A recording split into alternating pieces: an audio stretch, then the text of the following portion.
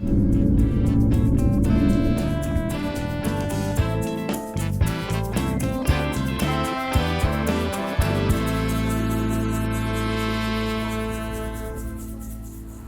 knows who's involved with housing. It's not one front line, it's not one issue. It's the whole rotten system that is broken, and that's what we need is system change to actually rebalance things in favour of tenants and residents. When it comes to housing associations, it's about commercialisation, it's about financialisation, and it's using the tenants and the residents to raise funds they can use on the markets. Now, whether in social housing or private rented housing, tenants need to unite to ensure that our rights to decent and dignified and affordable housing isn't put secondary to profit.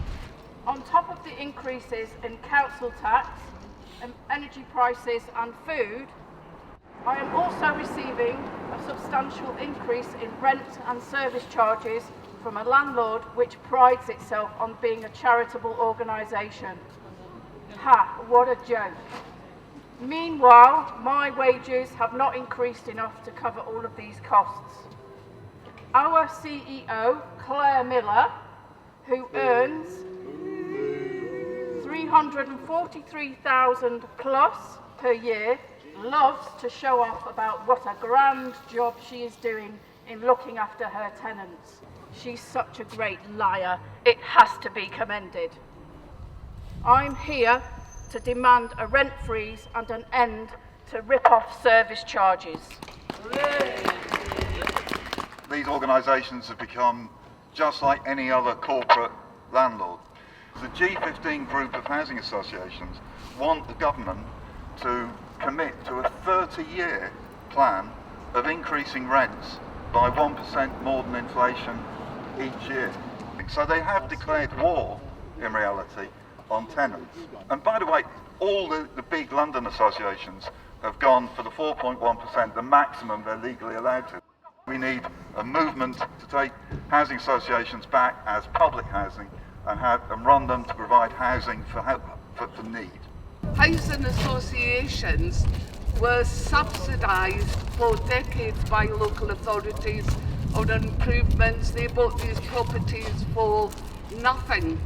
And now, you think it's been years and years of people paying their rents. We've bought those houses, and now you're seeing housing associations wanting to sell them off. And particularly in London, the street properties, they want to sell them off.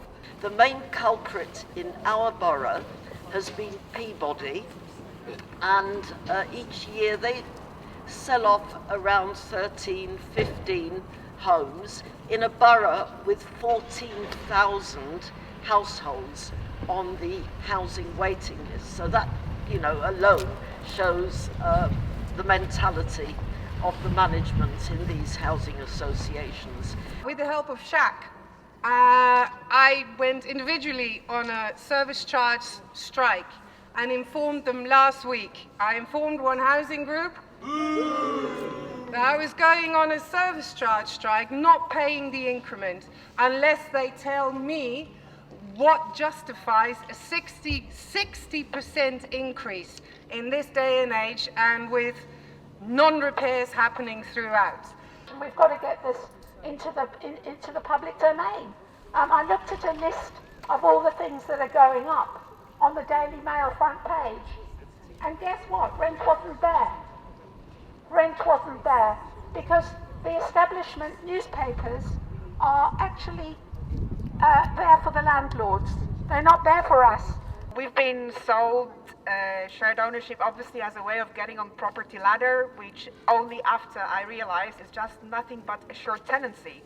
Obviously, the rent is going up every year, conveniently. It's inbuilt in our contracts. We were obviously not aware that we got ourselves into the contract, which only serves the housing association, which is not a charity. It serves the developers, but it doesn't really serve the people who saved for quite a long time to be able to sort of put together the deposits. Many of us are actually key workers working for the NHS, and we already know that if we stop working, we have to start packing. And they've now got the proposed service charges for 22-23, which are absolutely horrific. I live in a small Victorian property with 3 flats in it.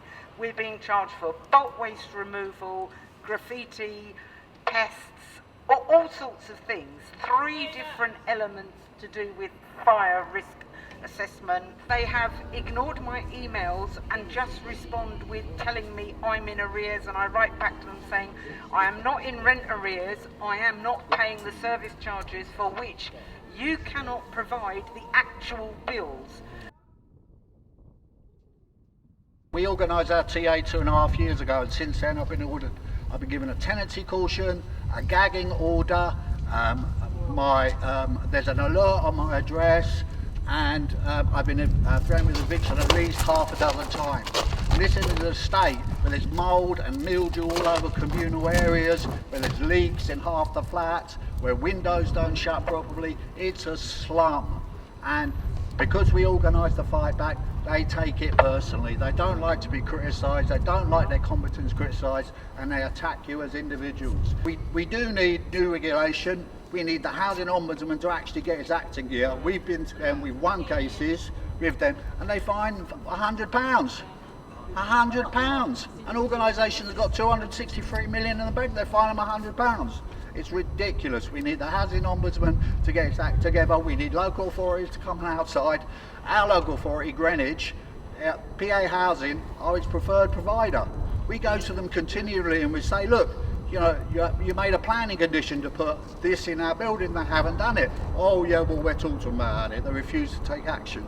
You know, Greenwich is supposed to be a Labour local authority, and they take no action to support us. One of our resident board members had been voted by a loss of residents by a majority to the other people that went for the post several years ago, and he was gagged and thrown off the board just a month after he'd been voted on.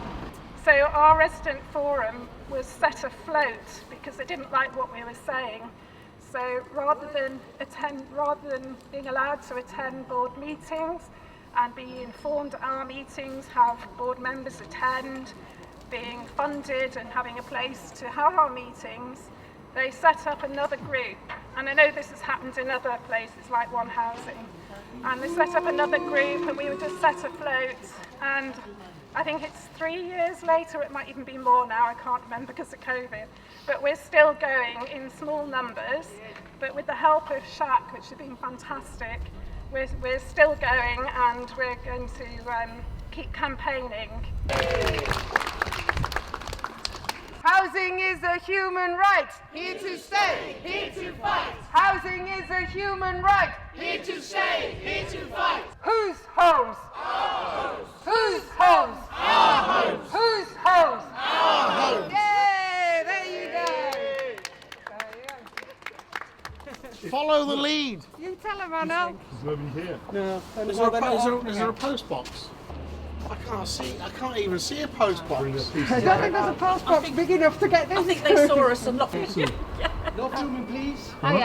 Hiya, sorry, we're not going to be long anyway. All we want to do is just to have these delivered up to Michael Gove's office, if you wouldn't mind, please. That's the thing, we're not allowed to take anything on behalf of anyone. So where would we put it in to get it taken up to Michael Gove? You will have to somehow get in touch with his private office. So if like me as a citizen... If you want to post it, you can post it through Royal Mail to the Home Office, and then you get delivered to our mail room, and they will probably deliver it. But you have to post it through a registered courier service. We're not allowed to take anything from anyone, unfortunately. All right. Well, what we'll do is we'll post these placards to Michael Gove. That's the best way, unfortunately. I'm sure he'd appreciate them. Yeah, sure. Because if you leave it, I can't guarantee it's going to get to him. Okay. Well, thank you for your help. Cheers. Thank you, guys. Sorry about that. All right. Cheers. Okay.